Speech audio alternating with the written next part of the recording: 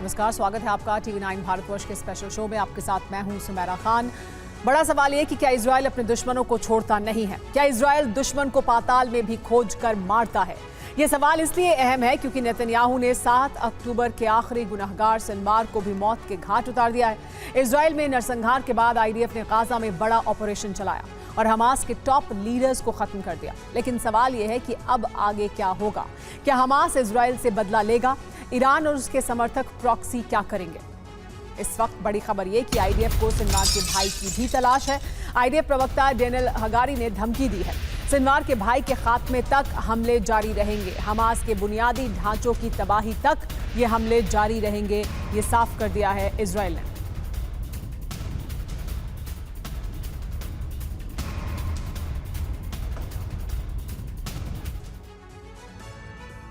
तो नेतन्याहू का प्रण और क्या दुश्मन खत्म नेतन्याहू की प्रण की वजह से? असल में अब तक हुआ क्या है देखिए, कैसे एक एक कर लोगों को खत्म किया है, टॉप कमांडर्स को खत्म किया है। इस्माइल हानिया मारा गया है, सवाल इसके अलावा मोहम्मद दाइफ मारा गया है, इसके अलावा देखिए याह्या सिनवार मारा गया है और हसन नसरल्लाह को भी मार दिया गया है। इसके बाद बड़ा सवाल यह है कि अब अगला टारगेट कौन है? क्या अगला टारगेट खामेनेई है? याह्या सिनवार के और इन तमाम लोगों के मारे जाने के बाद बड़ा सवाल यह भी कि इजराइल अपने दुश्मनों को छोड़ता नहीं है। खास बात यह साफ तौर पर सामने आ रही है, इस्माइल हानिया को जिस तरह से खत्म किया गया है और तमाम जो नेता हैं उनको खत्म किया गया और खास तौर पर हाल ही में सिनवार को खत्म कर दिया गया। इसके बाद अब अगला टारगेट क्या खामेनेई है? और ये साबित करता है कि इजराइल अपने दुश्मनों को छोड़ता नहीं है। खान यूनुस का कसाई कहे जाने वाले याह्या सिनवार का अंत कर इजराइल ने हमास की टॉप लीडरशिप पूरी तरह खत्म कर दी है, क्योंकि इस्माइल हानिया, याह्या सिनवार और मोहम्मद दाइफ को हमास का पोस्टर बॉय माना जाता था और सिनवार की मौत के साथ ही अब हमास की पूरी लीडरशिप खत्म मानी जा सकती है।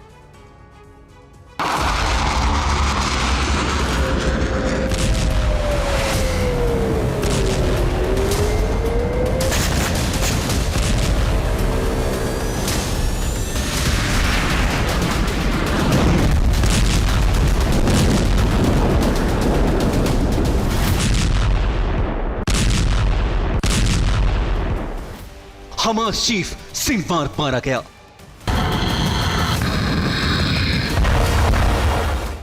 हिजबुल्लाह चीफ नसरल्लाह खत्म। इस्माइल हानिया की हत्या।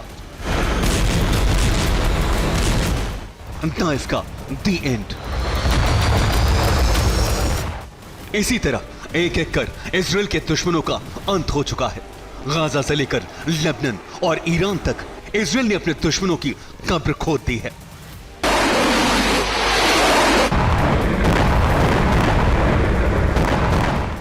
आसमान से जबरदस्त बमबारी, जमीन पर विध्वंसक ग्राउंड ऑपरेशन।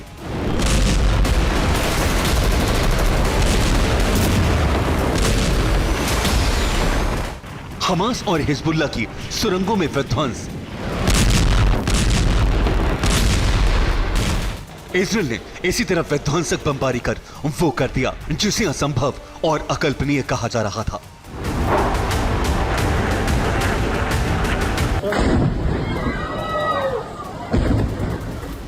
इजराइल ने हमास और हिजबुल्लाह की पूरी लीडरशिप को समाप्त कर दिया है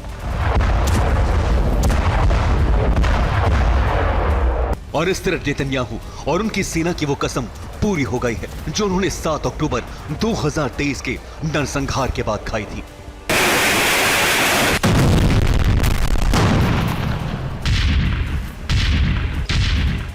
पिछले साल 7 अक्टूबर को इजराइल में हमास के रक्तपात के बाद नेतन्याहू ने कैमरे के सामने आकर कहा था कि इजराइल इस नरसंहार का ऐसा बदला लेगा जिसकी कल्पना किसी ने नहीं की होगी।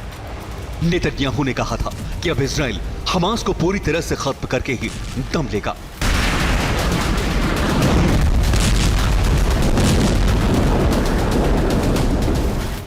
नेतन्याहू ने 1 साल पहले जो कहा था वही हुआ। मोसाद और आईडीएफ ने गाजा से लेकर लेबनान और तेहरान में खतरनाक ऑपरेशन चलाया। इस सैन्य अभियान में एक एक कर हमास और हिजबुल्लाह के सभी बड़े नेता और कमांडर खत्म हो चुके हैं।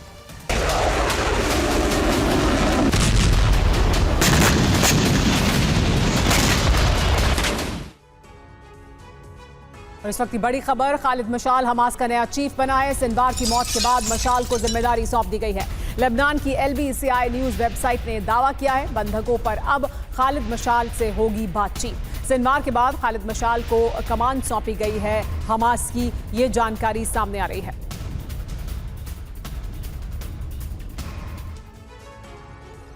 हमास के नए बॉस का नाम भी सामने आ गया है। कौन होगा हमास का नया बॉस, आइए आपको बता देते हैं। नाम है खालिद मशाल। 15 साल की उम्र में मुस्लिम ब्रदरहुड से जुड़ा था खालिद मशाल और अब हमास का चीफ बनाया गया है। हमास के संस्थापक सदस्यों में से एक है खालिद मशाल। हमास पॉलिट ब्यूरो का प्रमुख भी रह चुका है खालिद मशाल। या ज्यादातर कतर और मिस्र में रहता है। अब बंधकों के मसले पर इजराइल खालिद मशाल से ही बात करेगा। 2004 से 2014 तक सीरिया से हमास का संचालन करता रहा, यानी सीरिया में रहकर हमास का संचालन कर रहा था। सिनवार के बाद हमास के नए सिरे खड़ा करना उसकी बड़ी जिम्मेदारी होगी, यानी हमास को एक बार फिर नए सिरे से खड़ा करना उसकी बड़ी जिम्मेदारी है। टाइम मैगजीन ने the man to haunt Israel नाम दिया है, यानी अब वो व्यक्ति जो इजराइल को हॉन्ट करेगा, इजराइल को के दिल में दहशत पैदा करेगा, वो होगा खालिद मशाल। TV9 के पास ऑपरेशन सिनवार का लेकिन एक बहुत एक्सक्लूसिव वीडियो है। मौत से कुछ देर पहले का ये वीडियो सामने आया है। 47 सेकंड के वीडियो से जिंदा दिखा है सिनवार। वीडियो में सिनवार सोफे पर बैठा दिख रहा है। सिनवार ने कपड़े से अपने चेहरे को ढक रखा है। देखिए ये तस्वीरें सामने आई हैं और ये सोफे पर बैठा हुआ है सिनवार और ये ड्रोन से ली गई तस्वीर है। 47 सेकंड का ये वीडियो है। याया सिनवार है, चेहरे पर कपड़ा है, चेहरे को कपड़े से ढका हुआ है और देखिए ये उसके हाथ में कुछ छड़ी है जिसे वो उठाकर फेंकता है। मौत से ठीक पहले का है ये वीडियो।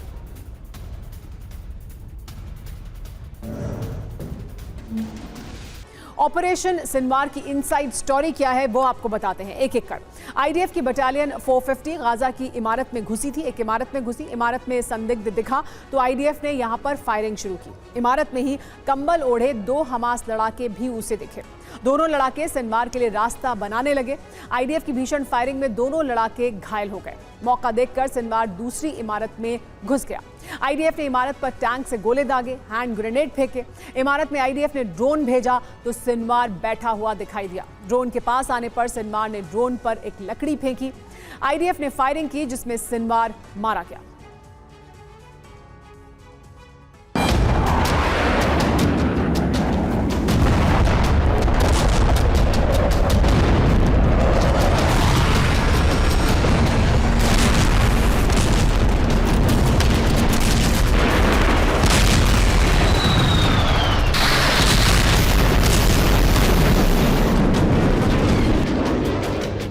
गाजा में इजराइल की एयर स्ट्राइक में इजराइल के सबसे बड़े दुश्मन का अंत हो गया।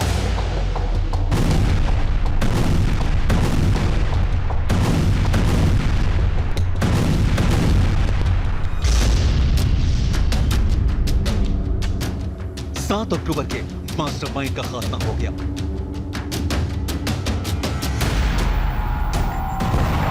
गाजा में इजराइल ने याहिया सिनवार की कब्र खोद डाली। एक एक कर सब मारे गए। इजराइल ने हमास के ताबूत में आखिरी कील ठोक दी।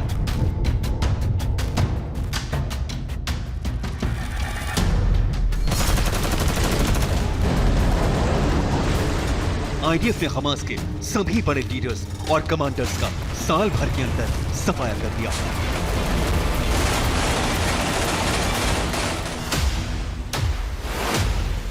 इजराइल की मीडिया रिपोर्ट्स के मुताबिक याहिया सिनवार के मारे जाने की पुष्टि DNA जांच में भी हो गई है।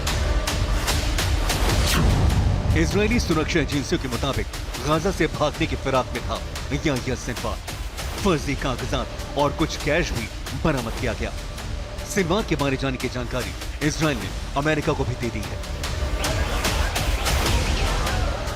इजराइल को सिनवार की तलाश काफी समय से थी। ये हमास का वो लीडर था जो इजराइल की वांटेड लिस्ट में सबसे ऊपर था।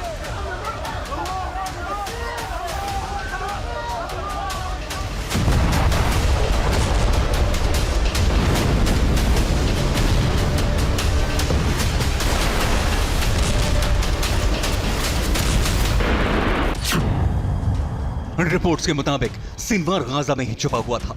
आईडीएफ को सूचना मिली थी कि सिनवार अपने कुछ साथियों के साथ गाजा की एक इमारत में ग्राउंड फ्लोर पर छिपा था। इसके बाद आईडीएफ ने तुरंत ऑपरेशन शुरू कर दिया।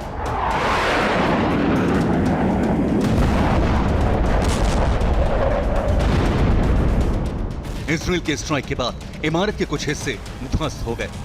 इसके बाद इजरायली सेना जैसे ही बिल्डिंग के अंदर पहुंची, वहां एक शख्स हूबहू सिनवार की तरह नजर आया।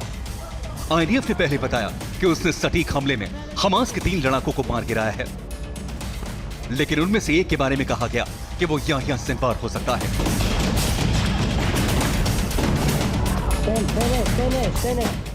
इसके बाद उसके मारे जाने की भी पुष्टि हो गई। यूएन में इजराइल के एम्बेसडर ने भी सिनवार के मारे जाने की पुष्टि कर दी है।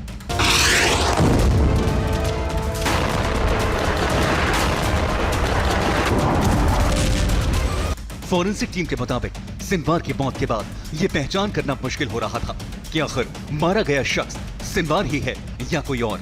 ऐसे में उसके दांतों से उसकी शिनाख्त की गई। सिनवार को खान यूनिस का कसाई कहा जाता था। सिनवार बंधकों को शील्ड की तरह इस्तेमाल करता था।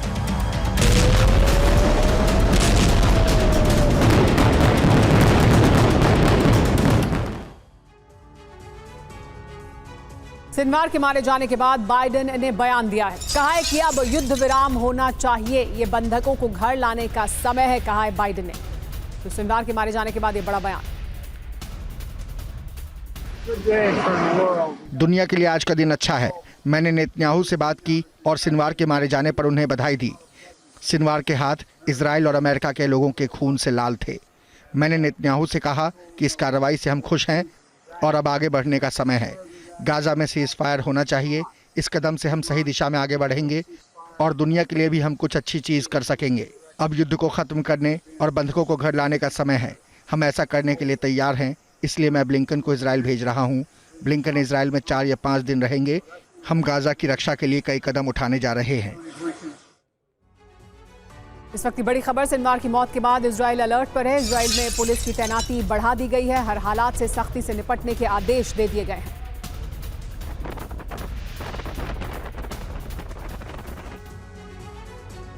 एक और बड़ी खबर, सिनवार का अंत और इससे जुड़े हुए 5 सवाल अब सामने हैं। बड़ा सवाल क्या है? क्या हमास से किसी ने मोसाद को सिनवार की जानकारी दी थी? बड़ा सवाल ये कि क्या कोई इनसाइडर इंफॉर्मेशन थी कि हमास में कोई सिनवार का दुश्मन था? अक्सर टनल में छिपने वाला सिनवार इमारत में कैसे आया? एक और बड़ा सवाल ये भी कि वीडियो में सिनवार अकेले दिखा, हमले के वक्त उसके लड़ाके या उसके साथ रहने वाले लोग कहां थे? बड़ा सवाल ये भी कि क्या आईडीएफ से बचने के लिए आम लोगों की तरह रह रहा था? एक और बड़ी खबर यह कि सिनवार की मौत के बाद आक्रामक हुआ है हिजबुल्लाह। इजराइल के साथ जंग का नया चरण शुरू कर दिया है। इजराइल पर पहली बार गाइडेड मिसाइल से हमला किया गया है।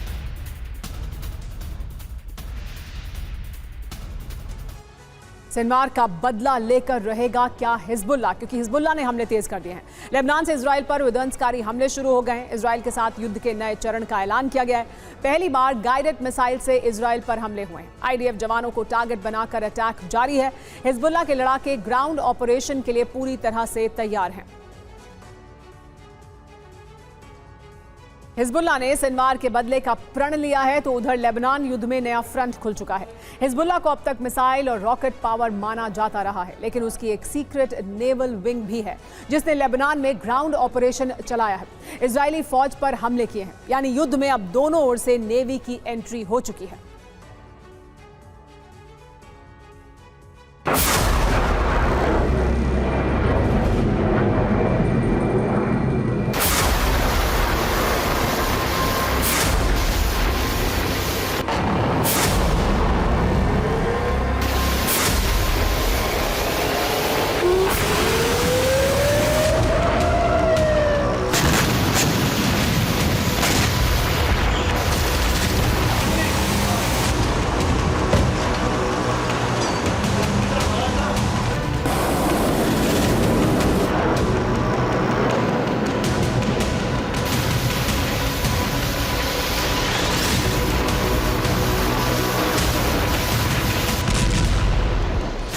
इजरायली सेना ने लेबनान में ग्राउंड ऑपरेशन शुरू करने से पहले दक्षिणी लेबनान से लेकर बेरूत तक हवाई बमबारी की।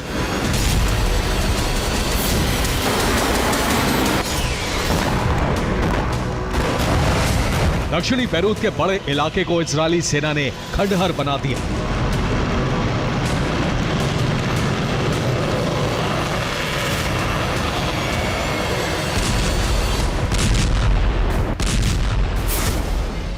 इजरायल ने ग्राउंड ऑपरेशन से पहले रणनीति के तहत हमले किए।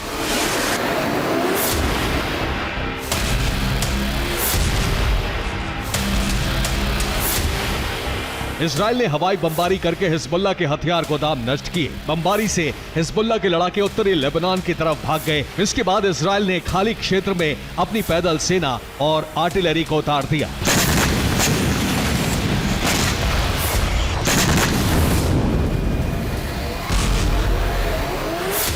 इजरायल को उम्मीद थी कि हवाई बमबारी के बाद हिजबुल्लाह की शक्ति कमजोर पड़ चुकी है, उसके लड़ाके बड़े पैमाने पर जख्मी हैं और उनका साहस जवाब दे चुका है।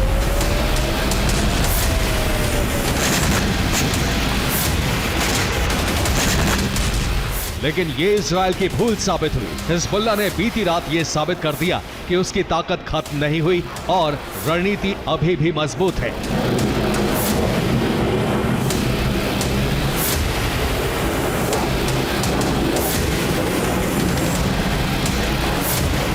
ये दक्षिणी लेबनान के ऑपरेशन में शामिल इजरायल का मरकावा टैंक है। इस टैंक पर हिजबुल्लाह के लड़ाकों ने हमले किए और देखिए टैंक का क्या हाल हुआ।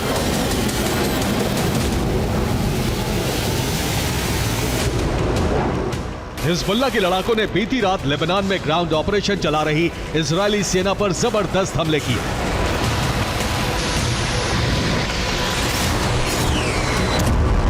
हिजबुल्लाह ने इजरायली टैंक ब्रिगेड पर घात लगाकर हमला किया। लेबनान से अलकाजा क्षेत्र में इन हमलों से 2 टैंक नष्ट हो गए। हिजबुल्लाह ने दावा किया है कि इजरायल के 5 से ज्यादा सैनिक हमले में मारे गए। हिजबुल्लाह के हमले में इजरायल के 44 सैनिक घायल हुए हैं और इन घायलों में 10 की हालत गंभीर है। इजरायली सेना ने पूरी रात लेबनान में रेस्क्यू ऑपरेशन चलाया। मिलिट्री हेलीकॉप्टर से घायल सैनिकों को इजरायल लाया गया। इजरायल के 10 मिलिट्री हेलीकॉप्टर रेस्क्यू ऑपरेशन में शामिल हुए। तेल अवीव के शेबा तेल होशोमर और बेलिंसन अस्पताल में पूरी रात घायल सैनिकों का आना जाना जारी रहा।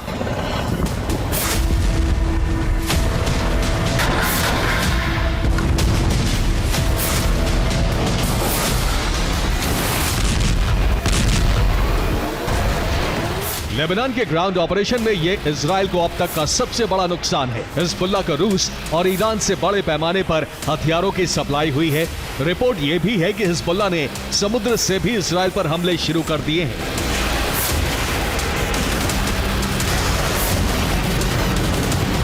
यानी जंग में हिजबुल्लाह की सीक्रेट नेवल विंग भी उतर चुकी है, जिसके बारे में इजरायल मान रहा था कि नेवल विंग के पास ज्यादा ताकत नहीं है। उसने भी बीती रात इजरायली सेना पर भूमध्य सागर से हमले किए हैं।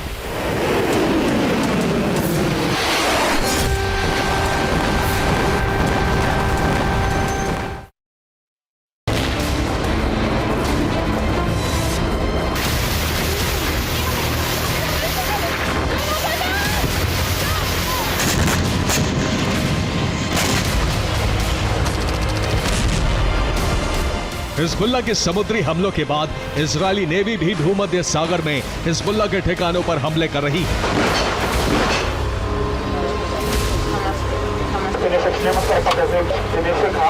हिजबुल्लाह और इजरायल की जंग का विस्तार होता जा रहा है और अब सिर्फ इजरायल ही लेबनान पर हमले नहीं कर रहा, बल्कि इजरायल के सभी शहर हिजबुल्लाह के निशाने पर हैं। हिजबुल्लाह ने बीती रात इजरायली शहरों पर रॉकेट और ड्रोन हमले किए। हिजबुल्लाह का एक रॉकेट किरियत शेमोना के रिहायशी इलाके में गिरा और आग लग गई।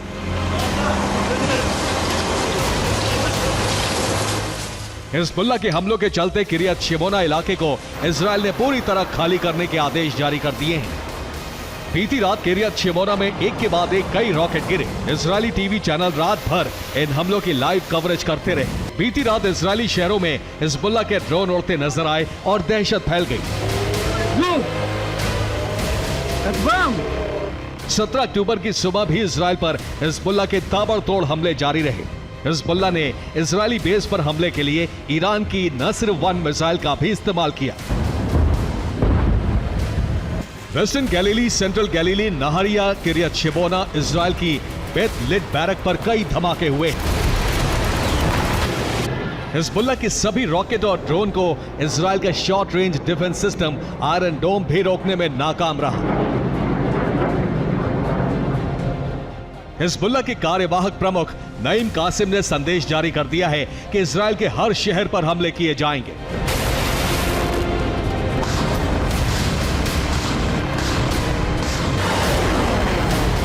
अक्टूबर के महीने में हिजबुल्लाह ने इजराइल पर यह सबसे बड़े हमले किए हैं, जिसमें इजराइल को सबसे ज्यादा नुकसान उठाना पड़ा है। रूस और ईरान से हथियार आपूर्ति मिलते ही हिजबुल्लाह ने अपनी ताकत दिखा दी है। साथ ही यह भी साबित कर दिया है कि अगर वो एक साथ 30-40 रॉकेट दागता है तो इजराइल का डिफेंस सिस्टम भी नाकाम किया जा सकता है। Bureau report, TV9 Bharatvarsh.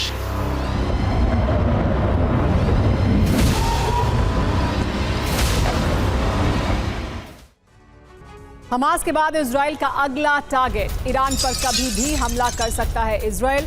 Missile attack के बदले को तैयार है इजराइल। 5 नवंबर से पहले इजराइल अटैक करेगा। ईरान पर कभी भी ये इजराइल के द्वारा हमला किया जा सकता है। मिसाइल अटैक के बदले को तैयार है अब इजराइल पूरी तरह से।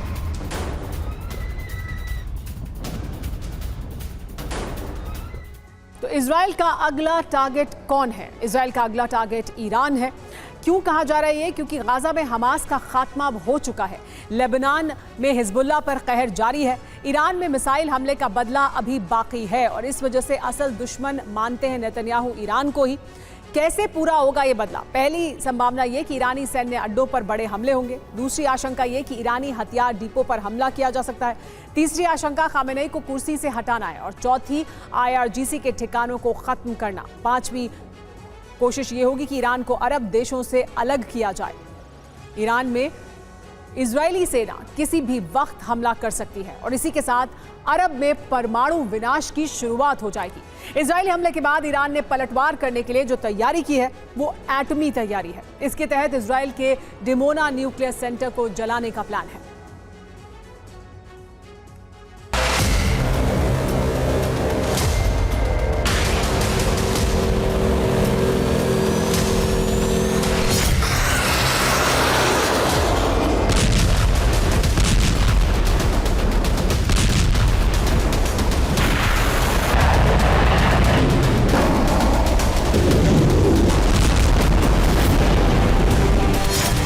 इजराइल में हर महत्वपूर्ण जगहों पर अमेरिका के terminal high altitude area defence यानी थाड की तैनाती हो चुकी है।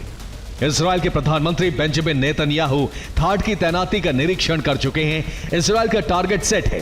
अब ईरान में ऐसा हमला होने जा रहा है जिसकी कल्पना किसी ने नहीं की होगी।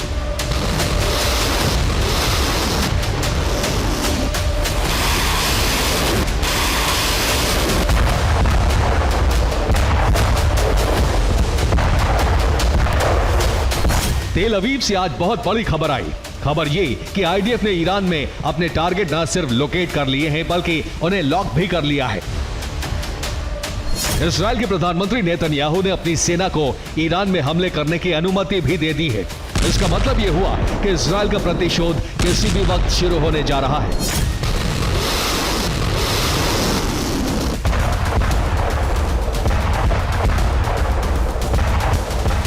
ईरान में इजराइल के टारगेट कितने और कौन कौन से हैं ये अभी रहस्य है। इजराइल ने इसका खुलासा नहीं किया है। 2 दिन पहले रिपोर्ट आई थी कि इजराइल ने अमेरिका को आश्वासन दिया है कि वो ईरान के परमाणु ठिकानों और ऑयल फील्ड पर हमले नहीं करेगा। इजराइल ईरानी सेना के ठिकानों को ही टारगेट करेगा।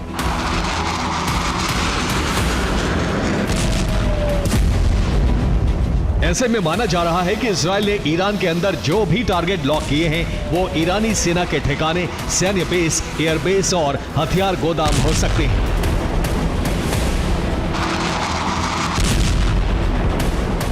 लेकिन कुछ रक्षा विशेषज्ञों का मानना है कि यह इजराइल है, इसका कोई भरोसा नहीं। हो सकता है कि इजराइल ने ब्लफ किया हो। इस बात की आशंका ज्यादा है कि ईरान को निश्चिंत करने के लिए ही इजराइल ने उसके एटमी सेंटर और ऑयल फील्ड पर हमले नहीं करने की बात कही है। अगर ऐसा है तो इसका मतलब यह हुआ कि इजराइल ईरान के परमाणु ठिकानों पर ब्लास्ट कर सकता है।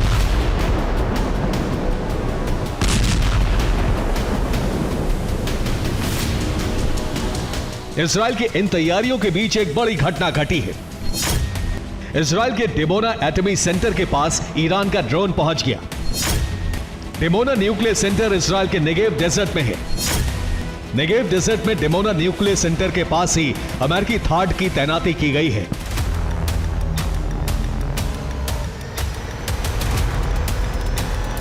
थाड की तैनाती के कुछ ही घंटे बाद इजराइल के अंदर ईरानी ड्रोन घुस गया। ईरान का यह ड्रोन नेगेव डेजर्ट के आसमान में पहुंच गया। सबसे ज्यादा चौंकाने वाली बात यह है कि इजरायली एयर डिफेंस सिस्टम और रेडार इस ड्रोन को पकड़ नहीं पाए। ड्रोन की घुसपैठ को लेकर ना तो कोई अलर्ट सायरन बजा और ना ही एयर डिफेंस सिस्टम ने इंटरसेप्टर मिसाइलें फायर की। माना जा रहा है कि जो ड्रोन डिमोना न्यूक्लियर सेंटर के पास पहुंचा वो एक जासूसी ड्रोन था। एयर डिफेंस सिस्टम एक बार फिर से नाकाम क्यों हो गए, इजराइल इस बात की जांच कर रहा है।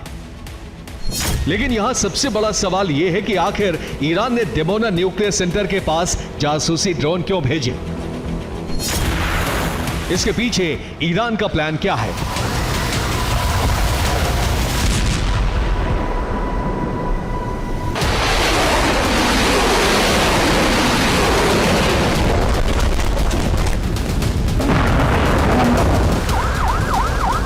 इजराइल ईरान को बुरी तरह से दहलाने जा रहा है।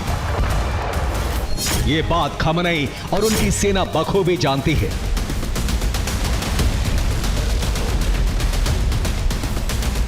नेतन्याहू और बाइडेन के खतरनाक इरादे का पता तब चला जब अमेरिका ने इजराइल की धरती पर कई महत्वपूर्ण लोकेशन पर अपने खतरनाक थाड एयर डिफेंस सिस्टम की तैनाती कर दी।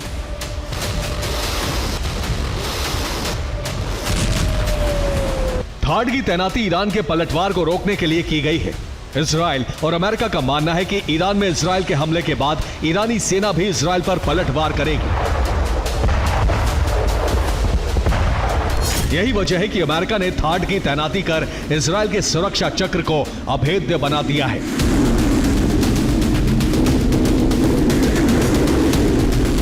ईरान भी पलटवार करने को तैयार है। ईरान के टारगेट पर इजराइल का डिमोना न्यूक्लियर सेंटर है।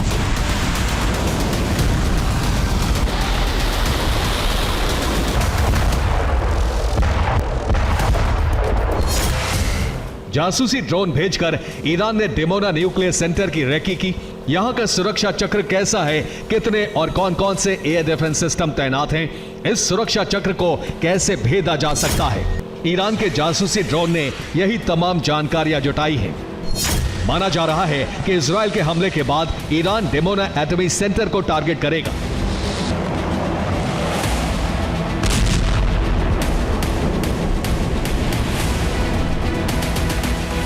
अमेरिका ने इजराइल में थाड की तैनाती की तो ईरान ने अमेरिका के साथ परमाणु वार्ता रोक दी। उधर ईरान के विदेश मंत्री अब्बास अरागची मिस्र पहुंचे हैं। अरागची के जरिए ईरान अरब देशों को इजराइल के खिलाफ एक साथ लाने में जुट गया है। अरब में हालात बहुत बिगड़ गए हैं। माना जा रहा है कि ईरान में इजराइल के हमले के साथ ही अरब में परमाणु युद्ध की शुरुआत हो जाएगी। Bureau report, TV9 Bharatvarsh. Israel को रूस ने बड़ी चेतावनी दी है। ईरानी परमाणु अड्डों पर हमला विनाशकारी होगा। रूस के डेप्यूटी फॉरेन मिनिस्टर ने बड़ा बयान दिया है। उन्होंने कहा है कि अगर इजराइल ऐसा करता है तो ये विनाशकारी कदम होगा। ईरान के परमाणु ठिकानों पर हमला ना करे इजराइल। इजराइल को रूस ने चेतावनी दी है। रूसी विदेश मंत्रालय की तरफ से बड़ा बयान दिया गया है। इसमें उन्होंने कहा है कि ईरानी परमाणु अड्डों पर हमला विनाशकारी साबित होगा। दरअसल इसके मायने क्या हैं, ये समझना जरूरी है। मध्य पूर्व के टकराव में रूस की खुली भूमिका है। और क्यों है ये भूमिका? क्योंकि ईरानी न्यूक्लियर कार्यक्रम में रूस मददगार रहा है। ईरान को हथियार मुहैया करवाता है रूस। यूएन में ईरान को रूस का राजनयिक समर्थन भी हासिल है। तो कौन किसके साथ है ये भी जानना बहुत ज़रूरी है। तो देखिए, ये ईरान वर्सेस इजराइल में अगर हम खेमे के तौर पर देखें तो ईरान के साथ कौन कौन है। ईरान के साथ है रूस, लेबनान, फिलिस्तीन, यमन, सीरिया और तुर्की। वहीं इजराइल के साथ है ब्रिटेन, अमेरिका, जापान, जर्मनी और ऑस्ट्रेलिया। लेकिन एक तरफ रूस इजराइल को धमकी दे रहा है तो दूसरी तरफ अमेरिका ने यमन में अपने बॉम्बर उतार दिए हैं। यमन में ऐसा पहली बार है जब अमेरिका ने अपने B-2 बॉम्बर का इस्तेमाल किया है। माना जा रहा है कि इससे अरब की आग और ज्यादा भड़क सकती है। We have approximately 45 minutes.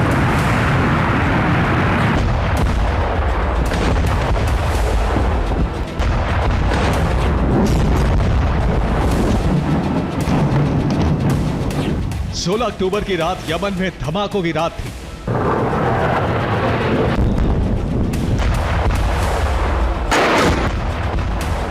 ऐसे विस्फोट जो मिडिल ईस्ट के इस मुल्क ने सालों से नहीं देखे थे।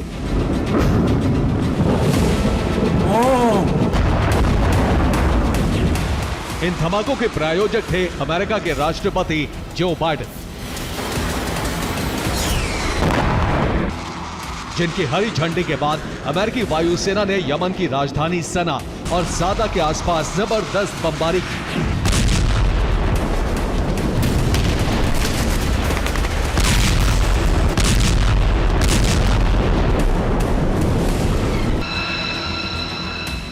आधी रात मिडिल ईस्ट पहुंचे दुनिया के सबसे विध्वंसक B-2 बॉम्बर ने सना के आसपास मौजूद हूती के हथियार डिपो को तबाह कर दिया।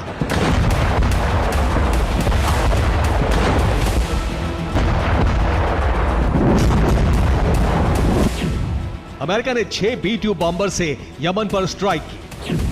यमन में हूती के 15 ठिकानों को टारगेट किया गया। 6 हमले सना में किए गए जबकि 9 हमले सादा में किए गए। हमले में हूती के 5 अंडरग्राउंड हथियार डिपो तबाह कर दिए गए। ये सभी डिपो सना के पास मौजूद थे।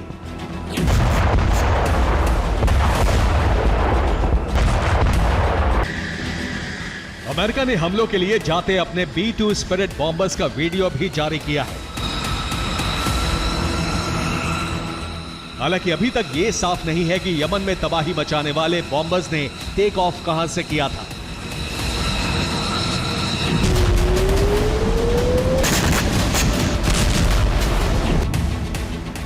मिडिल ईस्ट में B-2 बॉम्बर का इस्तेमाल कर अमेरिका ने युद्ध की सारी सीमाओं को तोड़ दिया है।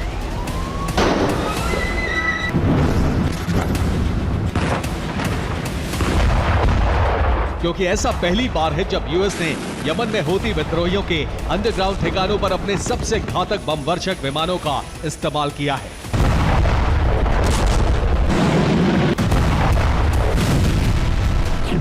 हमले के बाद अमेरिकी रक्षा मंत्री लॉयड ऑस्टिन ने एक बयान जारी किया जिसमें उन्होंने हूती को आने वाले बारूदी भविष्य की चेतावनी दी।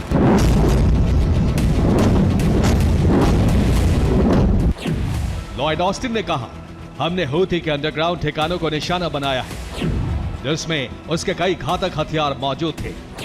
अमेरिका के दुश्मन को दिए जवाब से साफ है वो अपने हथियारों को जमीन के कितने ही अंदर छिपा दे, हम उसे ढूंढकर बर्बाद कर देंगे।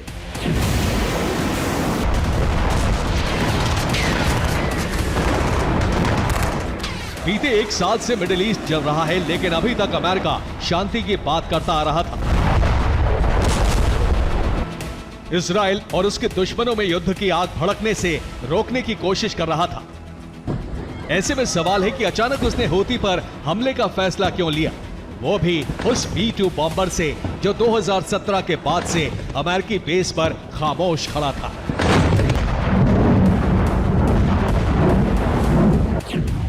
दरअसल हूती मिडिल ईस्ट में बेकाबू होता जा रहा था। बीते 1 साल में वो अमेरिका के 10 MQ-9 रीपर ड्रोन तबाह कर चुका था। इसके साथ ही लाल सागर और अदन की खाड़ी में भी हूती आक्रामक था। वो यहां मौजूद मालवाहक विमानों को टारगेट कर रहा था। अमेरिकी युद्धपोतों को भी उसने कई बार टारगेट किया था। हूती के हमलों को रोकने के लिए उसके हथियार डिपो को टारगेट करना अमेरिका की मजबूरी बन चुका था। हालांकि अमेरिका के लिए यह स्ट्राइक इतनी आसान नहीं थी क्योंकि जिन हथियार डिपो को तबाह किया गया वो जमीन से कई फीट नीचे मौजूद थे।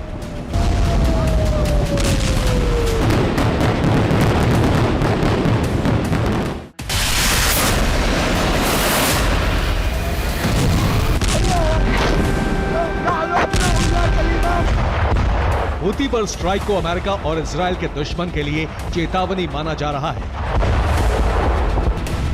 साथ ही दावा है कि अमेरिका हूती को जड़ से खत्म करने का ऑपरेशन शुरू कर सकता है। इसीलिए उसने 8 साल बाद B-2 बॉम्बर से शक्ति प्रदर्शन किया है।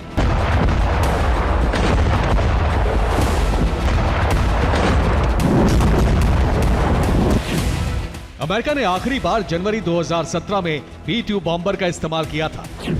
अमेरिका ने लीबिया के सिरते में एयर स्ट्राइक की थी। ये हमले ISIS के ट्रेनिंग कैंप पर किए गए थे। अब 8 साल बाद अमेरिका ने B-2 बॉम्बर से किसी देश की जमीन पर बमबारी की है।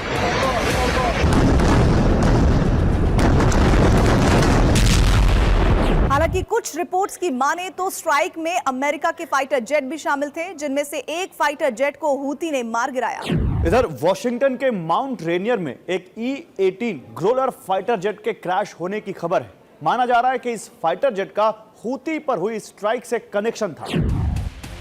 हालांकि अमेरिका की तरफ से इस पर अब तक कोई बयान सामने नहीं आया है। इन हमलों के जरिए अमेरिका की कोशिश हूती को डराने की थी, लेकिन अमेरिकी स्ट्राइक के बाद वो और भड़क गया है। हमले के बाद हूती ने एक वीडियो जारी किया है। इस वीडियो में हूती लड़ाके यमन की समुद्री सीमा में नजर आ रहे हैं। उनके हाथों में रॉकेट लॉन्चर्स हैं। हूती ने इस वीडियो का टाइटल जिहाद वाली जंग दिया है। हूती ने साफ कर दिया है कि वो किसी भी कीमत पर लेबनान और फिलिस्तीन की मदद करना बंद नहीं करेगा और अमेरिका को भी हमलों की कीमत चुकानी पड़ेगी। इधर हूती पर हमलों के बाद इराकी रेजिस्टेंस का एक्शन तेज हो गया है। उसने इजराइल पर हमले शुरू कर दिए हैं। दावा है कि इराकी प्रॉक्सी अपने सीक्रेट ड्रोन से इजराइल पर हमले कर रहे हैं।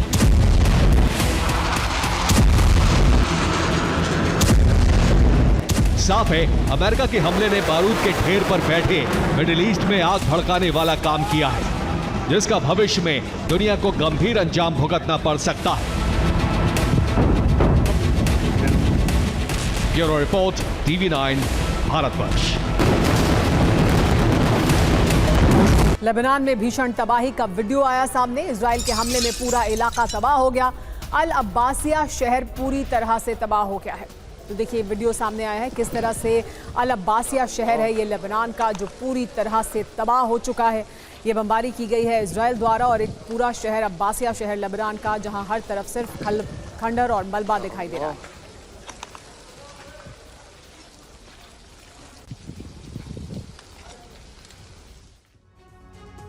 लेबनान में हिज़्ब के गढ़ में IDF ने कब्जा कर लिया है। हिजबुल्लाह इलाके में इजरायली झंडा लगाया गया है। पानी की टंकी के ऊपर लगाया गया है ये झंडा। देखिए किस तरह से पानी की टंकी के ऊपर ये झंडा लगाया गया है। हिजबुल्लाह के इलाके में इजरायली झंडा दिखाता है कि इस पूरे इलाके में देखिए हर तरफ खंडर दिखाई दे रहा है, हर तरफ मलबा दिखाई दे रहा है और पानी की टंकी के ऊपर इजराइल का झंडा है। ये इलाका हिजबुल्लाह का इलाका है।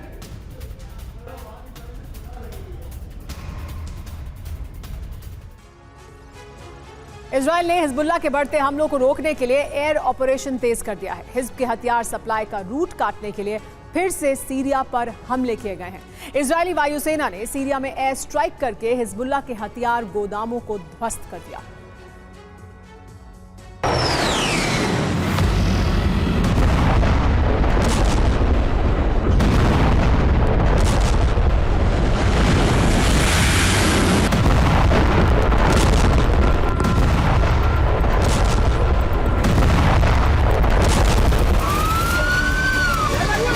सीरिया में धमाके के बाद उठता ये लपटों का गुबार और चिंगारियां इजराइल के हवाई हमले का नतीजा है।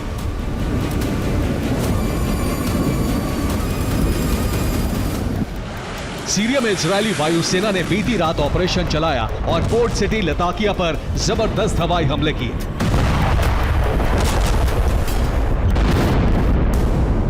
सीरिया की पोर्ट सिटी लताकिया में एक हथियार गोदाम को इजरायली सेना ने निशाना बनाया। इस हथियार गोदाम में ईरान से पहुंचे हथियार रखे गए थे। ये हथियार हिजबुल्लाह को दिए जाने थे।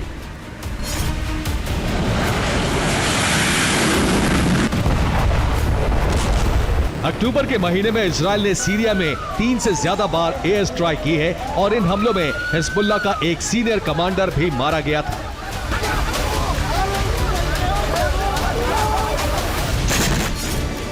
लेबनान के बाद जंग सीरिया की तरफ बढ़ रही है, तो इसकी वजह है सीरिया से हिजबुल्लाह को हथियारों की सप्लाई।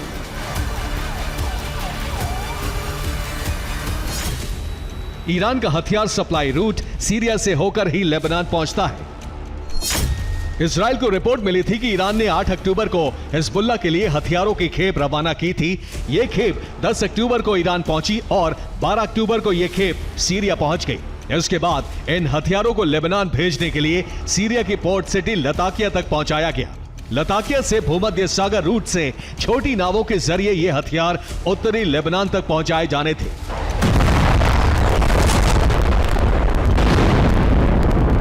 लेकिन उससे पहले ही इजराइल ने इन हथियारों के गोदामों को हवाई हमले में उड़ा दिया।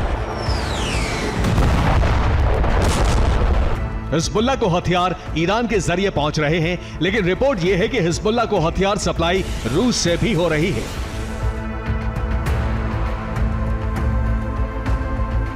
इजराइल के प्रधानमंत्री बेंजामिन नेतन्याहू ने कहा है कि लेबनान में हिजबुल्लाह के ठिकानों से रूस के हथियार बरामद हो रहे हैं।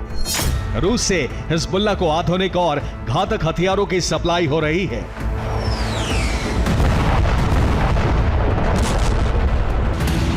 रूस और ईरान के इन हथियारों को सीरिया के रूट से लेबनान भेजा जा रहा है और इसीलिए सीरिया पर इजराइल ने हमले किए हैं।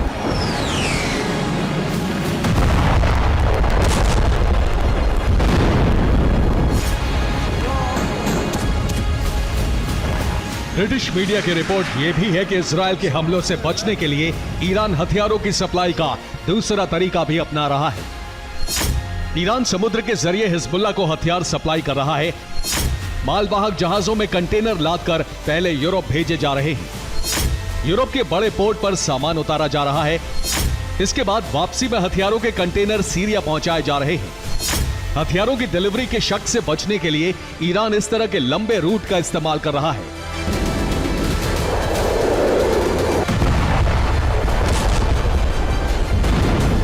सीरिया में इजराइल ने जहां हमले किए हैं वो रूस और असद सरकार के प्रभाव वाला इलाका है और यहां रूस ईरान के हित जुड़े हैं।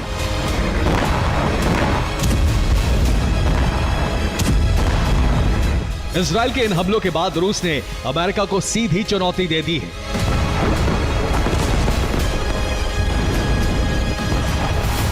ये तबाही सीरिया के इदलिब में रूस के हमलों से हुई है। इन हमलों में इदलिब के 10 लोगों की मौत हो गई और 32 लोग घायल हो गए।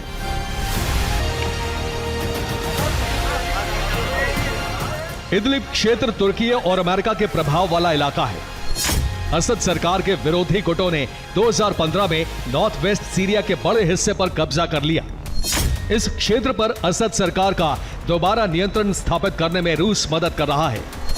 इदलिब के असद विरोधी गुटों को अमेरिका और तुर्की का समर्थन है।